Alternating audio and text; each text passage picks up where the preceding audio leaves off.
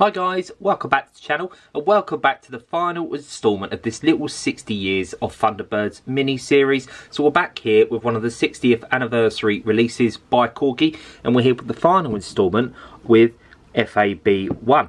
So of course, obviously, if you've been following this series on the channel, you would have seen the unboxes of Thunderbirds 2 and 4 and 1 and 3. And we're finally here with Lady Penelopes' famous Rolls Royce FAB 1. So join me as we take a look at the last instalment of the Thunderbirds.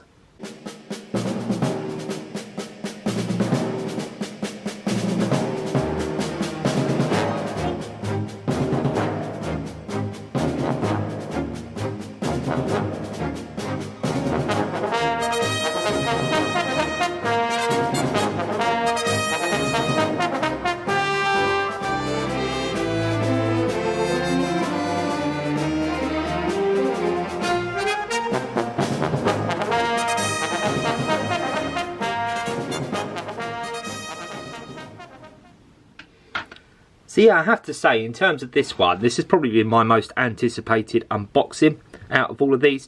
Reason why is I used to own some of the old Corgi ones for Thunderbirds 2 and 4 and 1 and 3. But I've never owned an FAB 1 Rolls Royce, so I'm really excited about this one. And I believe as well the characters are actually included inside the vehicle as well, which is quite a unique selling point as well. So what we're going to do is we're going to get this straight unboxed. We're not going to waste any time at all. Hopefully it should be nice and simple. There we go. And we'll get the plastic out straight away. Yeah, and there we go, FAB 1. So of course, obviously, if we open the top, of course, obviously, you've got all the writing there.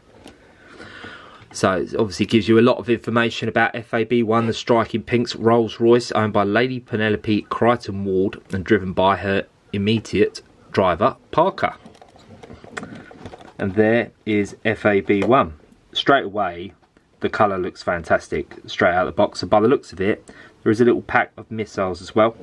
So there will be playability factor here. Obviously, of course, this is more of a collector's item, really, rather than something to play with. But even so, see, we'll take it out.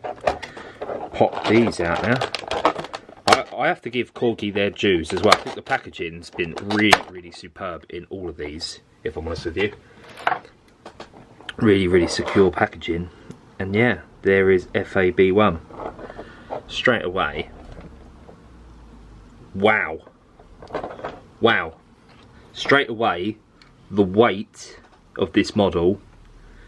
This is by far the heaviest one out of all of them. By far the heaviest one. There is an incredible lot of weight to that. I really was not expecting there to be so much weight to it. Of course, obviously, you've got the characters inside. There's Parker, Lady Penelope. Parker looks actually rather good, well done there as well. Lady Penelope looks okay inside as well. But yeah, overall, I'm fairly impressed with the model so far, especially the weight. I think the weight alone justifies the prices. So I don't know if I discussed this in the previous videos, but the prices for these, the RRPs, I got these in the Wonderworks store, obviously where Hornby in partnership obviously own Corgi. So I got these for £37 in the store each, which realistically I think's a little bit overvalued personally. I think it's just pity for the fact it's a limited anniversary edition that they've released. But yeah, this one, maybe I can sort of realistically justify the price just purely for the weight alone, because believe me, that weighs a ton. What we're going to do is we're going to quickly pop it down though, and we're just going to have a few facts about FAB 1. So FAB 1 was a Pinks Rolls Royce saloon car owned by Lady Penelope and driven by her manservant Parker. It was made for the Crichton Ward family and was Lady Penelope's preferred mode of transport. It had been modified by Brains and the Rolls Royce company. Some of the modifications include front and rear machine cannons, rear harpoon cables, 2 rear laser cannons, a rear view TV camera, bulletproof tyres with retractable studs, a modified gas turbine engine, skis for the snow use, and hydrofoils enabling it to travel on water. And yeah, there is FAB 1 up close. straight away I think the colour is really nice. I think the wheels have been done to a really nice high stand as well. Love the lining there, the silver lining all the way round. See if we turn it round to the front as well. See, I think the grills look really, really good at the front. You've got the Rolls Royce emblem there. See, you've got the headlamps as well. I think that's done really, really nicely.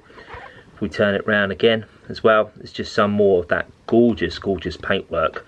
This has been done to a really, really nice high standard, I personally think. And like I say, I think Parker looks pretty good in there, and Lady Penelope as well.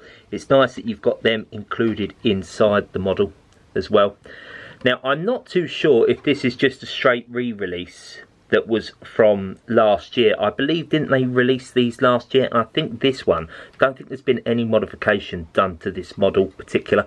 I believe Thunderbird 2 and 4 and 1 and 3 had modifications done, but I don't believe FAB 1 has. I think it's just been a complete straight repack. Quote me if I'm wrong though, I could be wrong in that, but it reminds me very much of the old dinky ones from what I've seen. Very, very similar. And of course, obviously, if we move it to the front, we flip this. This is where obviously you can put some of those missiles. So you can put one of the large missiles in the front, which presumably will fire. So we'll test that out. And then of course, obviously, you can put some missiles in the back as well. So you can put the 4 little ones in there, and they should fire as well. So what I'll do is I'm going to load all these up, and then let's see the missiles in action. Yeah, so in terms of the missiles, you do have 2 large ones that they've included in the set.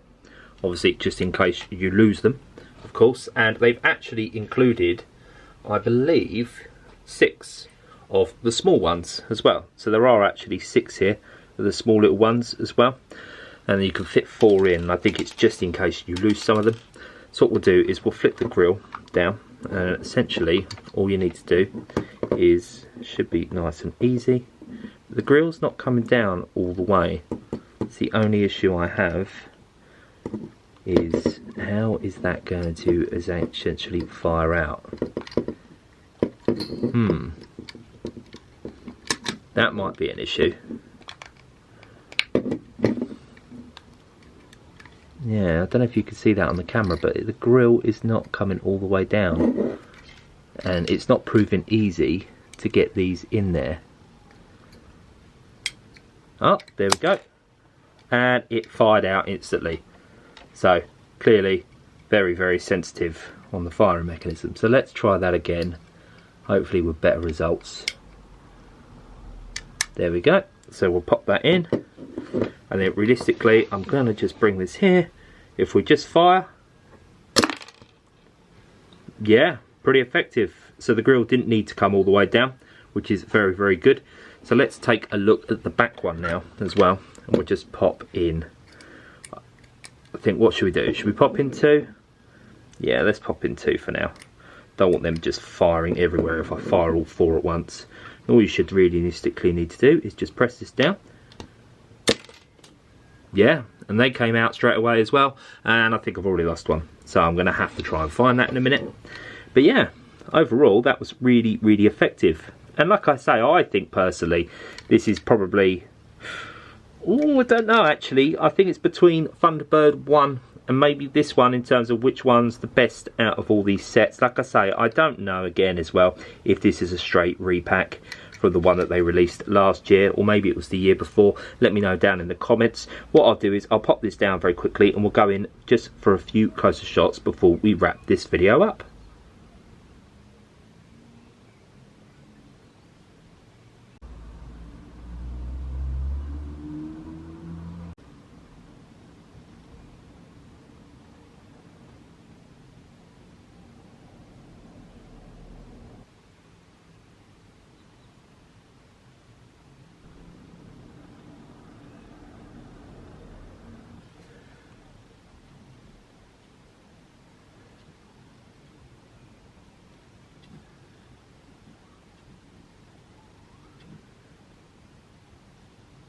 So yeah guys, there you go. That has been the 60th anniversary of Thunderbirds FAB1 by Corgi. Really hope you've enjoyed that little unboxing and review of the model. Let me know down in the comments what you think of the model and whether you think it's justified for the price, whether you're happy with it if you've got it yourself, whether you think there's anything wrong with it or things that Corgi could have done better. Like I say, I'm almost certain I think this is a straight repaint from the repack, sorry, from the one that was released last year, but I'm not 100% too certain on that. Obviously people will let me know down in the comments. Overall, I'm really happy with it. The set overall, in terms of obviously the three releases, I think it's been a mixed bag. I personally like Thunderbird 2 and 4. I thought they were really good. I think 1 and 3 overall were fairly good, but of course if you've seen the previous video, the inconsistencies with Thunderbird 3 in terms of accuracy, I think they could have done better with that. And overall, FAB 1, from what I've seen there, really happy with it again as well. I think quality wise, in terms of the weight alone screams quality, and I think the paintwork overall, they've done a really nice job with the paint job. Like I say, including those little painted figures inside of Penelope and Parker as well, has been really nice little addition of it. But yeah, other than that, really hope you've enjoyed it. Like, comment, subscribe, and I'll see you in the next one. See you guys.